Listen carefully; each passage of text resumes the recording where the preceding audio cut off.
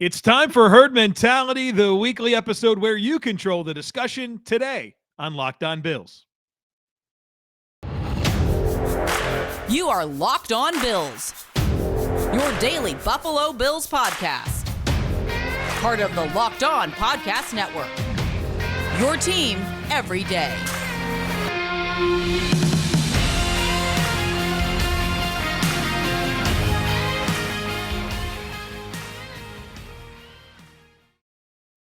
What's up, Bills Mafia? It's Joe Marino, author of Go Bills and Buffalo's Run, also the co-host of the Locked On NFL Scouting podcast, and I am your host of Locked On Bills. I want to thank you for making Locked On Bills your first listen every day, and a big welcome to our everydayers. You know who you are. Those of you who never miss a single episode, I appreciate y'all very, very much. Also, please be sure to subscribe or follow for free on YouTube or wherever you listen to podcasts. We're part of the Locked On Podcast Network, your team every day. Well, folks, this will be our last episode of Herd Mentality before the 2023 NFL Draft on Thursday, but not our last conversation before then. Tomorrow on the podcast, I'm going to give a big dump of all my thoughts leading into this draft, some things that have been on my mind here as we are closing the final hours before Thursday night. So that's coming your way tomorrow. And then I'll give you an episode on Thursday as well to listen to before the draft, where I really want to focus in on the rest of the AFC East. Not sure if you saw this, but Aaron Rodgers is a Jet. So I want to kind of talk about some of those dynamics for the Bills' rivals entering the 2023 NFL Draft as well. Also, draft night. Join me, Locked On NFL Scouting YouTube channel. I'll be live with Kyle Krabs. We are doing our own broadcast of the 2023 NFL Draft, breaking down every pick. We'll have the different Locked On hosts on with us to talk through some of the stuff, and it's going to be really, really fun. So if you want to see my authentic reaction to what the Bills do, tune into that. And I'll tell you what, I'm not somebody who hides my emotions very well in terms of reacting to things. So I'll be very honest with you, which I think I normally am anyways. So come on by for that. It'll be really fun and really tapping into the power of the Locked On Podcast Network to really hit everything from every single angle. We'll be live Thursday night, Friday night, and then intermittently on Saturday. Pretty much after each round on Saturday, we're going to hop in and do a recap of some of the biggest picks. So Locked On YouTube channel, the Locked On NFL Scouting YouTube channel. Subscribe and then join us for the draft. All right, let's get into these herd mentality items. First one here comes from Handsome, who says, hoping you could talk about the Peter King mock draft linking Josh Downs to the Bills in round one. Seems a bit high. Also, Lance Zierlein said he projected the Bills to make a big move on draft night, possibly a trade up. If so, who for, or maybe this is more Hopkins related? Interested in your insight on both of these reports. All right, so here's my insight on those reports. First of all, Josh Downs in the first round, I don't think that would be good value. I like Josh Downs as a player. I don't value him in the first round. He's more of a middle of day two type talent for me, and a guy that there's a lot to like, but there's a lot to be concerned about. He's small. He's a guy that had a lot of injuries in college, slot-only type player. I think he's got a lot of growth needed to develop his route running technique. He's got all the skills in the world to be a really good route runner, but I feel like there's some limitations there just based on the scheme and that Phil Longo offense and not really putting him in great opportunities to showcase all of his skills. So the curve there scares me from a number of fronts. And so I would not love Josh Downs as the Bills' first-round pick. I think he's more appropriately picked at the end of second round, maybe even into the third round. So I think that would be a reach. Also, the Lance Zierlein report, which was he basically said he thinks the Bills are going to make a big splash on draft night. And here's where I go with that. First of all, Lance Zierlein, one of the best in the business, somebody that I highly respect. I have a lot of good football conversations with him, throughout my career. He's been very, very gracious with me. He's very well connected. He's got great sources. So I would believe things that Lance Zierlein says. And Lance is very deeply rooted in Houston, okay? And there's two players here that are relevant that have deep Houston ties, one of them being Ed Oliver, the other one being DeAndre Hopkins. And so I just kind of piece all that together and think it has to be something to do with trading at Oliver, trading for DeAndre Hopkins, something along those lines. But obviously, we'll find out on Thursday. Next one here comes from Chris. Chris says, my question is, now that we are less than a week away from the draft, who is a draft prospect that you are much higher on than the consensus seems to be, and why? Also, who is a draft prospect who you are much lower on than the consensus is, and why? I'd be interested in hearing your thoughts if you'd like to use the question for the show. And yes, I would like to use the question, Chris. So here it is. A player that I'm higher on, player that I'm lower on. I'll tell you what, I'll give you three. Players that I think I'm higher on than the consensus: Matthew Bergeron, offensive tackle, Syracuse. I've got a first-round grade on him, and that wasn't hard for me to get there. Watch the tape, the physical skills there, great makeup, dominated at the Senior Bowl. I'm not sure what's missing. I think he's going to be an outstanding NFL starting offensive tackle. So that's definitely a player I'm higher on. I can't tell you why other people aren't higher on him. Don't know what it is. I think he's awesome. Nolan Smith, this edge rusher from Georgia, I think he's a top 10 pick, and I wouldn't think twice about it. I think he's a quicker, more flexible version of Hassan Reddick, but like a billion times better as a run defender. I think he's a top 10 pick all day long. And then Keanu Benton out of Wisconsin, another player that I think ideally he'd be a second-round pick, but if the Bills picked him at 27, I wouldn't be mad at all. I think he's versatile, athletic, has good hand moves, wrestling background, high character, great frame. I love him.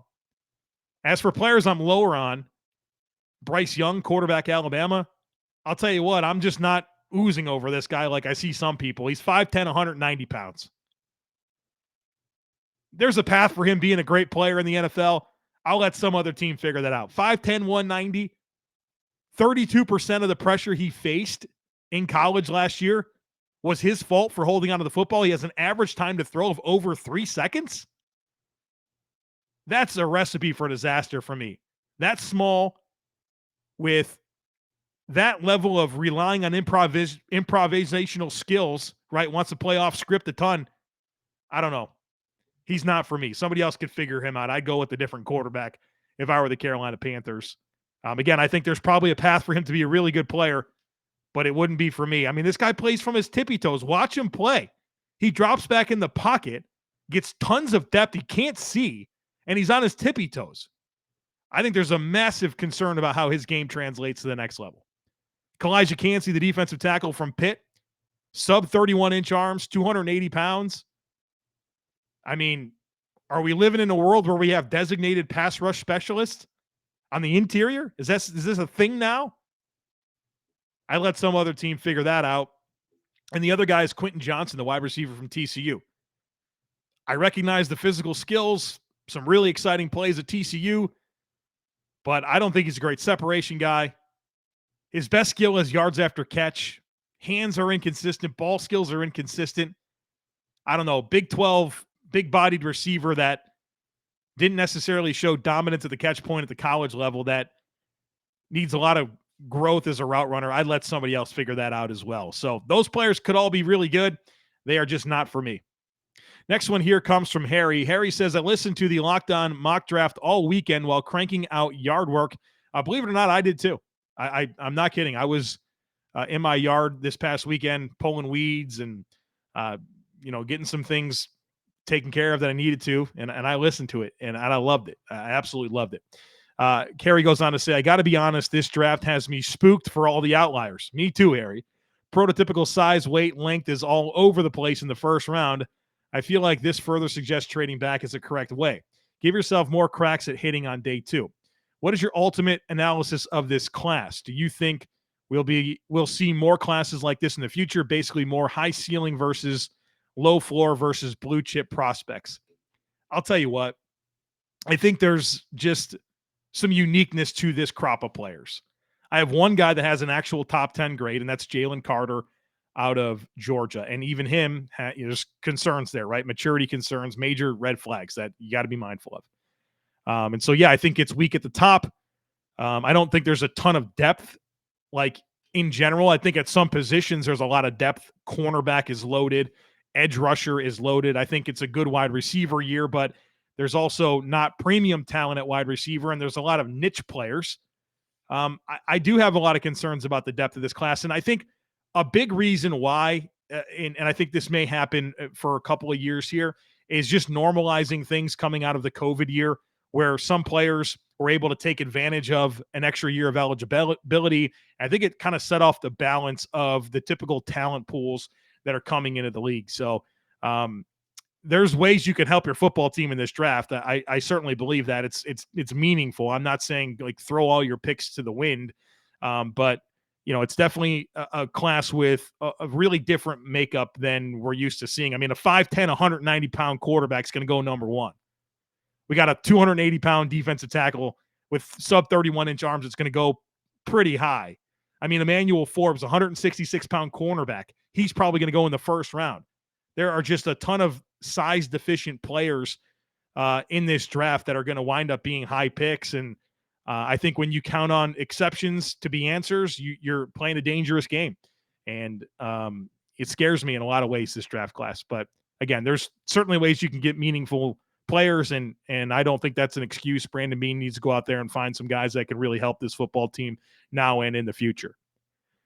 All right, folks, got a bunch more to get to here in a second, but first need to tell you about Built Bar, the best tasting protein bar on the planet. And look, they're delicious and they're healthy. It's this unbelievable needle that they've been able to thread at Built.com. They taste great. It's like you're eating a candy bar, but they're good for you. So why are they so good? Well, first of all, they're covered in 100% real chocolate, and they come in amazing flavors like churro, peanut butter brownie, cookies and cream. Great flavors. Brownie batter, that's my favorite. But they're also healthy. They have low sugar, low calories, high protein. So if you're looking for more lean protein in your diet, we all should be, check out Built Bars. They are awesome, delicious. And look, you can go to Built.com and order them. Use our promo code LOCKEDON15, get 15% off your next order. Or you can get them off the shelf at your local Sam's Club or Walmart. Check them out. They're awesome. You'll thank me later.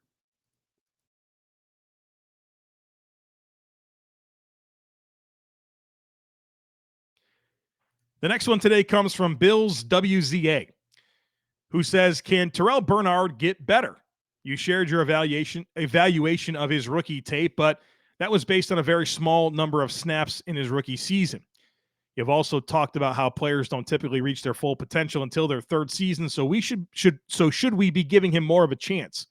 I realize he's not going to get bigger and consistently stronger, but can he develop more skills to become a more effective player for the Bills in the future? Yeah, he absolutely can.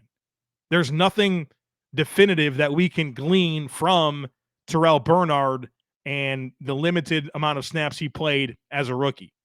Now, I think where I get discouraged in forecasting Terrell Bernard is layering together what we saw from him as a rookie and the player I watched at Baylor. Right? So I have a pretty good sample size of Terrell Bernard playing football that doesn't move the needle for me in a big way as a Mike linebacker. And that's the role that we're envisioning for him for the Buffalo Bills. And so that's where I get concerned.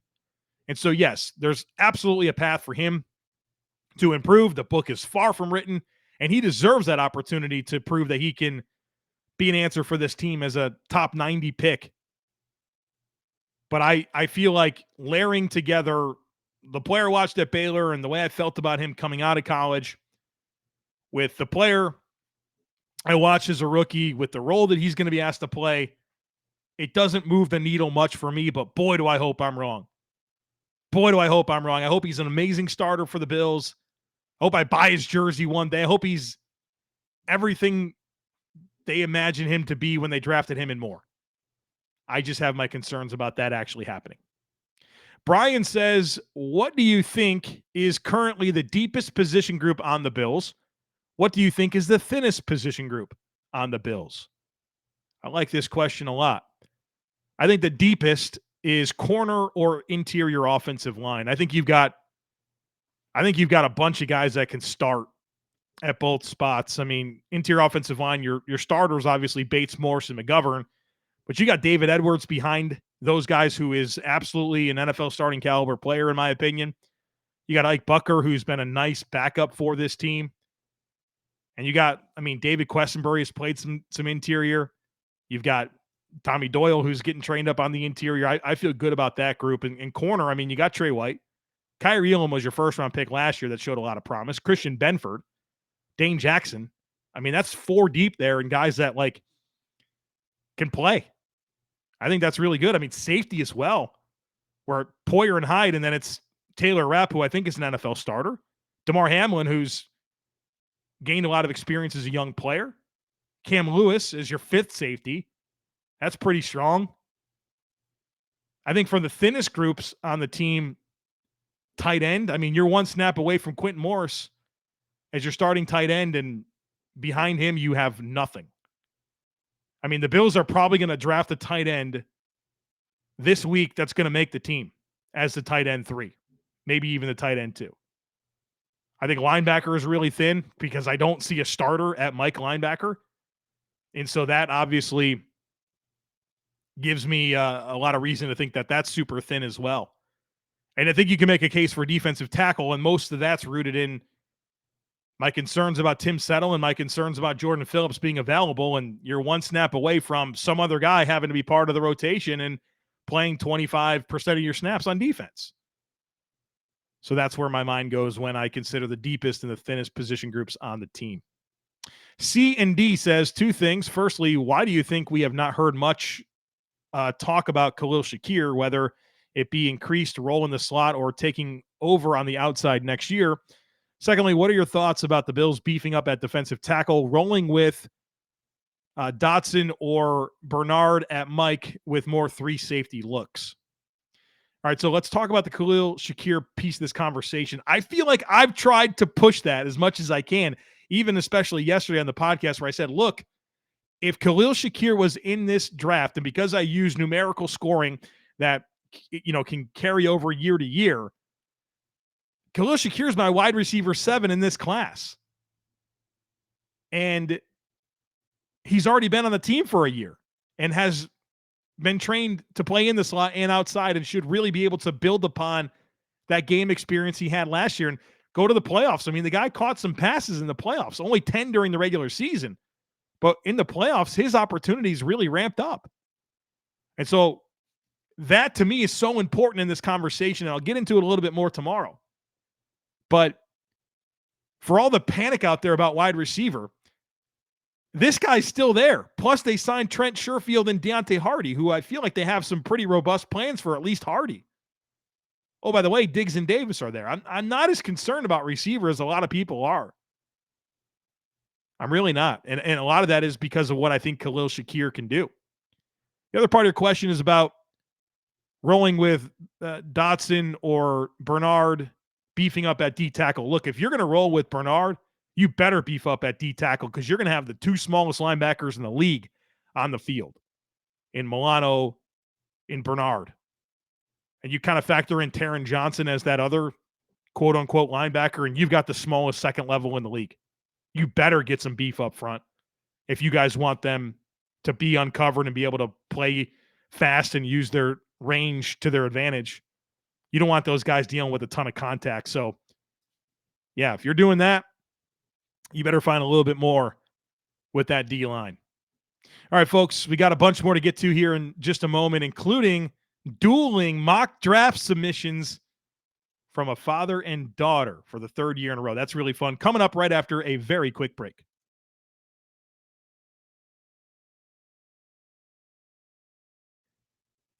All right, the next one here comes from Drew, and this has become a very fun tradition here before the draft on the podcast, and I'm glad that Drew was able to send this in.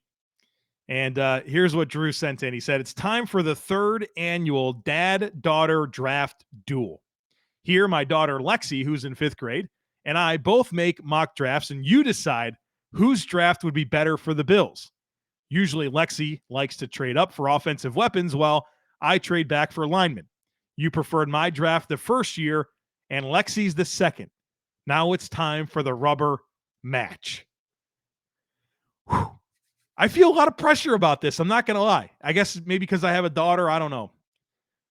I hope one day I'm doing dueling mock drafts with my daughter. That's so cool. I love that, Drew. I love that. Thanks for including me in this. This is super cool to me. So let's share the 2 mock drafts. And next year, Drew, I do have one request. Don't tell me whose mock is whose. All right. We can figure that out afterwards. Because I felt myself wanting to look, Drew, you're at a disadvantage. I want to pick Lexi. I really, really do. So next year, let's see if we can just have me not know whose is whose, and then we can figure it out afterwards. But Lexi submitted the following. At pick 28, Jack Campbell from Iowa. And then there's some trades here. I don't have all the terms of the trades. But at 59, wide receiver Marvin Mims from Oklahoma. So far, so good, right? I like those players. 64, defensive tackle Keanu Benton out of Wisconsin. That's an incredible top three. I love that. And then at 91, Tank Bigsby, the running back from Auburn. Drew, a.k.a. Dad in this scenario, has the Bills moving back, and at 42, they get Brian Brzee out of Clemson, the defensive tackle. At 45, Josh Downs out of North Carolina. At 59, Keanu Benton, again, Wisconsin defensive tackle. 130, interior offensive lineman Ricky Stromberg out of Arkansas. 137, tight end Luke Schoonmaker from Michigan. And 205, Nick Herbig, which is like a hybrid edge linebacker out of Wisconsin, who's going to go way higher than 205. And so now I have to decide which one I like. First of all, I like them both. These are both very good submissions. However, I feel like I get more from Drew's draft. Obviously, Jack Campbell and it being Lexi's draft makes me want to pick that one. But I get answers here at defensive tackle, wide receiver, tight end, and Nick Herbig, who I think can be a hybrid linebacker rush player. The Bills can use him like they did Lorenzo Alexander. With Lexi's, I love Campbell, Mims, and Benton, but I just get a little bit more from Drew's draft. And so I got to go with Dad. Dad's up 2-1 now. Looking forward to next year. It was close. Lexi, great mock draft, but I feel like because I just got more players that fill more roles, I went there. And look, if you told me the Bills' first three picks were Campbell, Mims, and Benton, I'd probably be doing backflips because I'd be so excited about that. But I still get Benton. I get Brzee, who I really like. I get a receiver. I get a tight end, and I get a meaningful linebacker / rush player. So we're going with Drew this year. Next one comes from Chris, who says, I've gotten some criticism for mocking defensive backs to the Bills with their later picks. Do you think there's any chance they spend a third or fourth round pick on a DB? I think of it more as a move to get some competition for their nickel position, but also to get some security with Tre'Davious White. So first of all, of course, there's a chance the Bills can pick a DB in the third or fourth round. I certainly think that. I don't know that I'm on board with the rationale here. I think the Bills are absolutely in love with Taron Johnson as their nickel player. So I don't see the need for competition there. I mean, they have depth. They have Saron Neal. Cam Lewis is cross-trained to play in the slot. I think Dane Jackson can play in the slot too. Plus, you have three safeties in Rapp, Poyer, and Hyde that have slot experience. So I'm not sure if I'm on board there, but also security for Tre'Davious White. I hear you on that, but I mean, Dane Jackson, Kyer Elam, Christian Benford, that's a ton of security already for Tre'Davious White. And so the rationale I don't really side with, but using a middle round pick on a DB, I mean, I can't eliminate that. I don't think they should. I feel like the Bills have good depth there, and like later picks might make more sense for DBs, but it's certainly possible. Next one here comes from Jason, who says, Jack Campbell as a prospect seems to check all the boxes: size, athleticism, production, intangibles, etc. Yet on most experts' rankings, he generally falls outside the top 40. We know off-ball linebacker has been devalued as a position, but in the past few years, we've often seen top off-ball linebackers ranked higher and get drafted first round. Do you think the consensus rankings on Campbell are mainly about positional value, or is he not as strong of a prospect as others in recent years? Thanks for a great podcast. Thank you, Jason.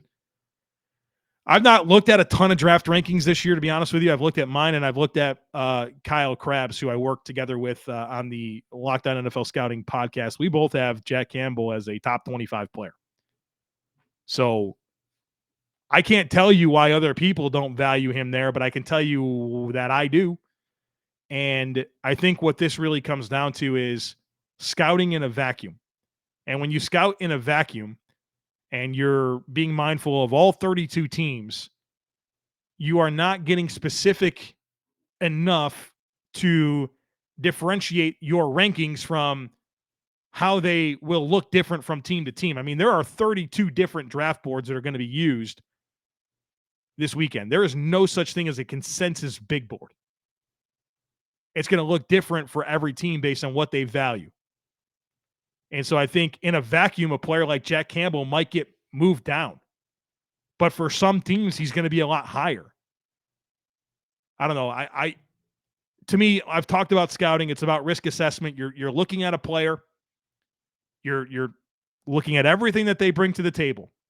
The production, the size, the athleticism, the strengths and weaknesses. You're measuring that against historical norms, and you're trying to give yourself the most likely path to get a player that can help you.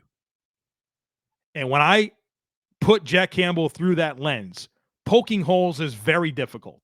What are the holes that you're going to poke in Jack Campbell's game, in his resume, in his package as a prospect? What are they? That's what gives me a lot of comfort in valuing him where I do. And so if somebody doesn't have him ranked high, then they got to explain to me what's missing. Because I don't know what's missing.